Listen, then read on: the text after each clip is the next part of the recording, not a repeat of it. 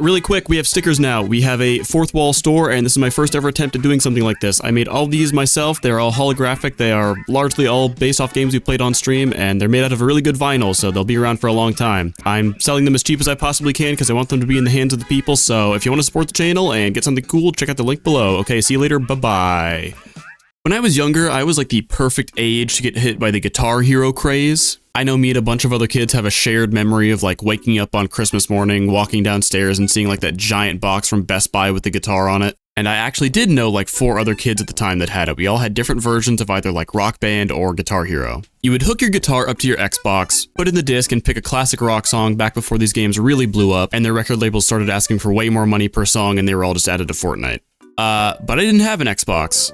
I had this for the Wii, which means you would take your Wiimote and hook it up to this janky nunchuck cord and this Wii-specific guitar controller and slot it in like it was some kind of computer component. The cord was always prone to rusting and losing connection, or you would just move a little too much and the Wiimote would fall out and dangle there by its gross little nerve string. And this thing was awesome. I would always play as Ozzy Osbourne and play like the silliest songs possible because I liked making him look weird. And recently, I saw these giant plastic controllers again in storage and it got me thinking, what were some other funny kinds of controllers like this that some other people used when they were kids? I don't know, I feel like talking about weird little accessories today. I'm on a weird little accessories kick right now. I'm a weird little accessories male. I know a non-zero amount of cute peripherals exist for consoles of my parents' generation, but I think for the sake of clarity, we'll just go chronologically and start with the NES because I think that's where most people's gamer history knowledge begins, which also means we get to start with the Power Glove for your NES. Now you and the games are one. Before this, I had no idea what the Power Glove even was. Like, I had seen it before, but all I knew was that it was on a regular show a couple times. Maximum glove. The Power Glove came out in '89, 4 years after the release of the NES itself, and was manufactured by Mattel in the US. Wow, really? And it was made for 2 whole games, Bad Street Brawler and Super Glove Ball, both of which sold so bad that they are mega cheap on eBay right now. What I also did not know is that you could actually use this as an alternate controller for any NES game you might have had. And the Power Glove itself was actually a financial success, selling 1 million copies, but I have to say that this thing looks just awful. This thing sold for $100 in 1990s American dollars, half of the NES's launch price. Oh my god, we are off to an awful start. I actually don't want to shit on this thing because I really like the history that it carved out with like its iconography, but like, how are you supposed to hold this thing? There's like no angle where you hold this or like you're not one-handing the buttons that you actually have to press. I can't really think of any game that this would have had any impact on. Yeah, fuck this thing. I think the most famous NES add-ons are probably between the Power Glove and the old Zapper, and I fucking love the Zapper. I think the running theme with most of the accessories up to like the 2000s is that most of them fucking suck and they were made for like one purpose, but I really love this aesthetic. I love the crappy giant black wires. I love these giant tactile buttons. I love the old gray plastic toys that get yellow with time. I don't even know why. I wasn't around for this. I love this warm, homey feel that this thing gives. Like, they put it in Splatoon, and it's on its own character in Smash Bros, but I've only ever seen this used a couple times in real life, and I know it's notorious for being, like, super inaccurate, and it's definitely before my time. But I think that the king of weird, overly intricate NES products is Robert. Again, I had always known him from Smash, but I actually had never known what he was for. Short for Robotic Operating Buddy. Just like the Power Glove, he was initially manufactured for 2 games, both of which were cute little puzzle games in which you direct Rob to move objects around different colored trays to fill up game objectives. Wow. What a good boy. Also, really quick, I don't know where to put this, but look at this ad for all these old NES products. He looks like he's at gunpoint. Like, is he okay? He looks like he's begging for his life. Yes, NES isn't nearly as famous for weird attachments, so I think I'm going to lump it in with the N64 and the GameCube before I talk about my absolute favorite one. The SNES didn't have the most accessories available at the time, but it had some that were just really funny to me. It had a metric shit ton of like third-party controllers made by a plethora of companies, including a fight stick style 6-button setup produced by Capcom. There was the SNES mouse. I'm pretty sure everything on this list had a mouse. The SNES had its own kind of light gun called the Super Scope, but again, I'm sure everyone learned about this one from Smash Bros. But my favorite from this list of SNES products is the fucking Batter Up. It was like this foam bat that worked with the SNES and the Genesis and computer games, and it worked with like pretty much every major baseball game at the time, and it had buttons on the face of it, just kind of hanging out, and apparently it responded to the player swinging it, so I guess you could say that this is like a really early proto Wiimote, but like none of the games at the time were manufactured with this thing in mind, so I can only guess how effective this thing was, and like I definitely would have hit my friends over the head with this. One function actually shared between both the SNES and the GameCube is that they both had a Game Boy player. I feel like a lot of people already know about the GameCube version, and they function pretty similarly.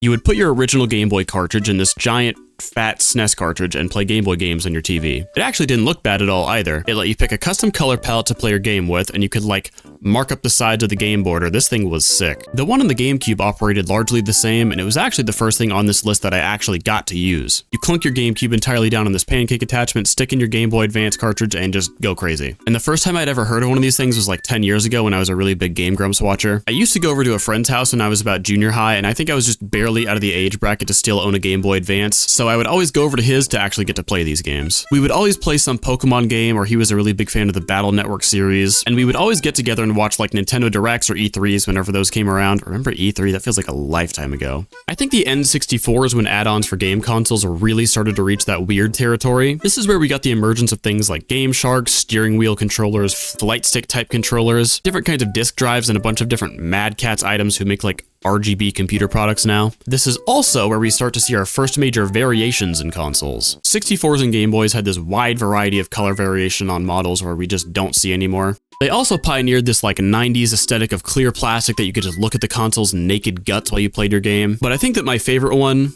is this. What the fuck is this? I have never seen this thing before. Is he okay? He looks like he is in fucking pain. Free him. I miss this so much. I miss when some of these game accessories were just crap plastic with like one purpose, and now it's like an arm and a leg just to grab a new controller.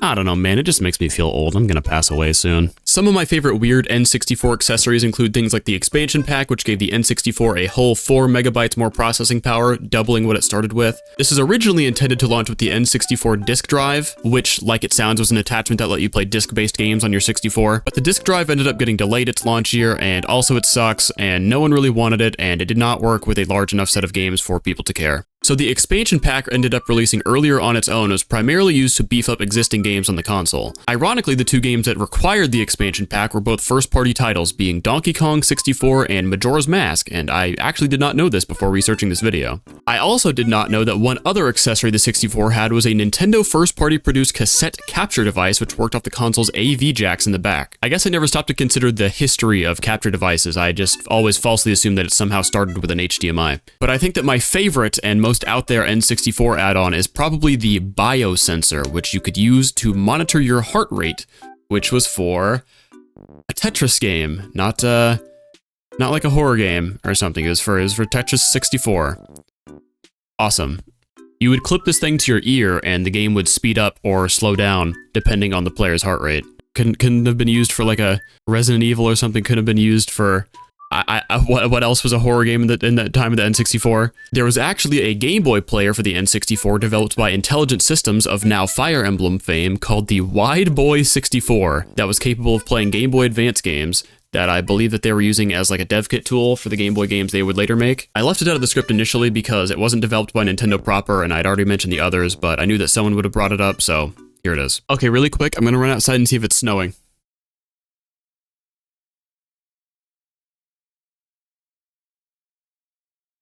Oh my god, it was snowing. I know this one is really common and a lot of people already know about this, but I really like the old e-reader cards for the Game Boy. If you had an e-reader, you would stick this Walmart barcode scanner at the bottom of your Game Boy and run the according card through for whichever game you had, and it would scan each dotted code to unlock your content for your game. Using these would unlock things like extra battles in Pokemon Ruby and Sapphire, extra levels in Super Mario Advance, or things like extra health and money in Mega Man games. They didn't make a lot of these, and they weren't financially successful in America, and they only worked with like a handful of games.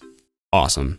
But my actual #1 favorite accessory that I learned about researching for this video is the Game Boy printer. Released in 1998, this bad boy runs on 6 AA batteries and uses a 38mm thermal paper so that it could burn the image of your game onto the print. I first saw this used in a Johnstone video a while back, and I have just been enamored with it ever since. And I want this thing so fucking bad. I am obsessed with this. I lied. This is the whole reason I made this video. I need this thing. I need it so bad. If you had this thing, it was practically the size of the Game Boy itself, so you had to wire it to your Game Boy, line up the screenshot you wanted, and hit print. It was compatible with most Pokemon games, some other first-party Nintendo games, and Austin Powers, Welcome to My Underground Lair. What the fuck? This is a Rockstar game? I guess they weren't brave enough to manufacture and produce a tiny printer with, like, ink in it. I'm imagining my 10-year-old self with a Game Boy cracking it open and drinking the ink out of it. And if I got this thing on Christmas morning, I would have freaked the fuck out. I was such a Pokemon nerd when I was a kid. I can imagine myself wearing this thing the fuck out and hanging up screenshots of all my Pokemon teams on the wall. But unfortunately, I could not have this when I was a kid because it is 2 years older than me. I lied. I bought it. I have it now. So I got this about a week ago on eBay. It was about 150 bucks. I was looking at one that was cheaper than that. There was one that was 100, but this one had some extra things thrown in, so I thought I'd get it for a better price. The box itself is not that big. So we have the printer box itself, the Game Boy camera, which I did not think I was going to originally have, the connector cable, and for some reason this package came with a copy of Pokemon Red in Japanese, even though this has nothing to do with either of these products. It doesn't work with the printer, but it was like 20 bucks extra, so we'll take it. And of course, my original Game Boy from when I was a kid, featuring Pokemon Leaf Green. I'd also like to note, this is a Japanese copy. This is a Japanese printer. And I only had to wait like a week of time for this to get here. Shipping cost was not bad, and the shipping time was not bad either. We take those. So very carefully, we will take this out of the box. And this guy is big, okay? It's not that big on the camera, but this thing is big. Here's my actual Game Boy. Here's the printer. Like, goddamn. So you stick 6 AAA batteries in here, and then you charge your Game Boy itself for a long ass time. You take this specific connector cord that is not the charger cord, you stick one end into your Game Boy and the other end into the printer, and the printer has this roll of paper in here that's in very limited supply. I have no idea how I'm gonna get any more of this, but you can replace by pulling this tab up here. You just pull the thing off, you stick another roll in. It's like receipt paper essentially, but just way smaller. You take the Game Boy Pocket camera, which just looks like this, and you can flip the head around 180 degrees, and you just stick it in your Game Boy like a game. And it's gonna say that my thing is low, but I promise you that my Game Boy has been charging for like days now. I don't know why it's still red. I can't quite capture the music, so maybe I'll edit this in post. You turn it on, and here's a guy in a Mario costume just dancing on your screen. This entire application is in Japanese. I assume it's because the camera itself is in Japanese. I've had to feel my way out on this the whole time, so I'm just gonna tell you what I can surmise. This right menu with the camera facing towards you allows you to take pictures. And then there's the camera functionality itself, and then there's the album setting. And then one of these is games, and then another one is just a back option, I think. I'm doing my best to hold this up to the camera, but I can't quite get it to focus. Just like any camera, you know, you hold it up, and then the lens is down here. Here's my hand. It's not the best. It don't look too good. Okay, I have now turned on the printer. Oh, my Game Boy died. 3 days later. Okay, so you turn the camera on. Yeah, here's a picture of my hand, I guess. So you turn the printer on externally over here. You go over to the album, and I already have a couple of pictures taken on here, as you can see. You select the printer from the top of the menu, and then it takes however long to render, and then you just... Awesome. So it comes out of the printer like this. There are little metal teeth right here. You have to manually rip this off for you to get your picture. And I have never done a clean rip of this. So we're going to see if I can do it this time. Oh my God, I actually did. And here we are. Little hand picture. Let's try something a little more interesting, shall we?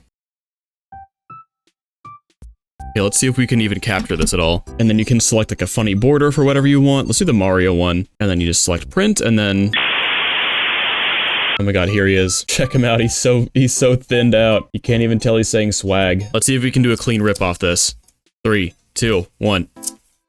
Oh my God. Okay, maybe that's how you do it. I can't believe I actually did it. Oh, look at how cute he is. Oh my God.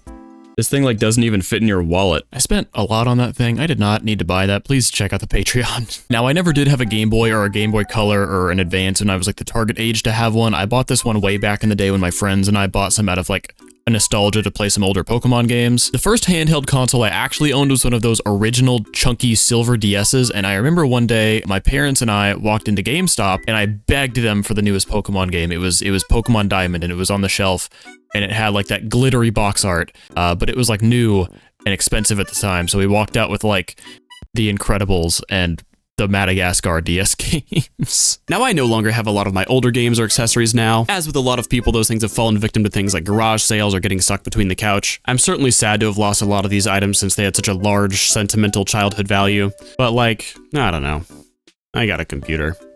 If you couldn't tell from this list, I'm primarily a Nintendo guy for consoles. Like, the only modern machines I play games on are my Switch and my computer. I really struggle to find a reason to own any other gaming platform. But one thing I think everyone has noticed is that most external console hardware is just way too expensive nowadays. Microsoft has probably the best variety of products, with a lot of things pushing the envelope for things like accessibility, but the exorbitant pricing cuts into that extremely hard, while Sony is way worse. As much money as you could spend souping up a PS5, I feel like you could just buy a lower end computer and wait for their games to come to Steam. For Nintendo, I actually had a whole section edited out here where I was going to list out some of their products and how their prices had not changed for the majority of the Switch's life cycle compared to like the performance of the Wii U. But then the Switch 2 got announced, and a lot of these things got either temporary price changes or permanent price reductions, so fuck me, I guess. I'll just throw the whole video out. And if I'm being quite honest, video games are so huge and pretty and real and extensive and expensive enough on their own at this point that it is hard for me to think of a reason outside of money that a new console from any brand needs to exist at all. I tried to keep this to mostly unnecessary, fun, superficial items, but goddamn.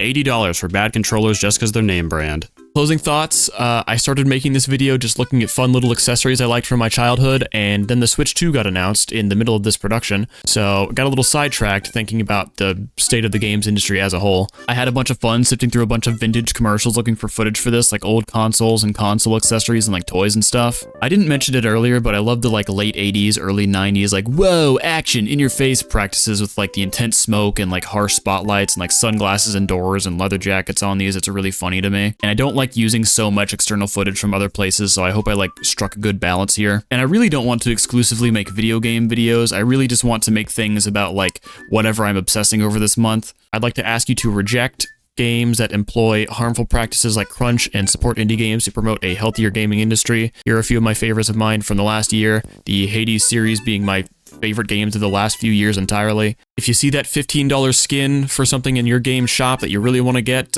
just don't get it. Go on Steam and get like Balatro or like Hades or like Dark Deity or like 30XX or like Among Us or like Bloons or like Satisfactory or like... Thank you all for watching. If you have a favorite weird-ass controller from your childhood, please comment down below. I actually really love hearing about this kind of stuff. Otherwise, like and subscribe. Literally any of the above helps my discoverability. Consider supporting me on Patreon. Every time I post a video, certain patrons get access to a massive sketchbook post of every drawing I've made over the video's production. And absolutely shout out to the patrons. Thank you so much for being so patient. I made this one kind of weird, so I hope everyone likes it. Other than that, thank you for watching. I've stockpiled a ton of work across multiple videos I'm hoping to release in a timely manner this year. There's also the second channel where I upload supercuts of games off the Twitch channel. They're really good, really long, edited together streams of entire playthroughs of just whatever's good enough to be long.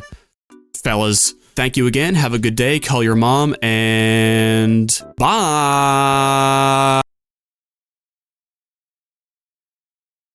I have a secret trick whenever I make these videos, because, you know, they take a long time.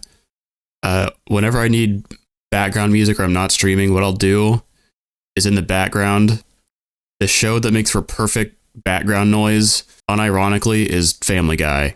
So whenever I'm making one of these videos, just know that I've probably run through the entire 22 season run of Family Guy over the course of like drawing these.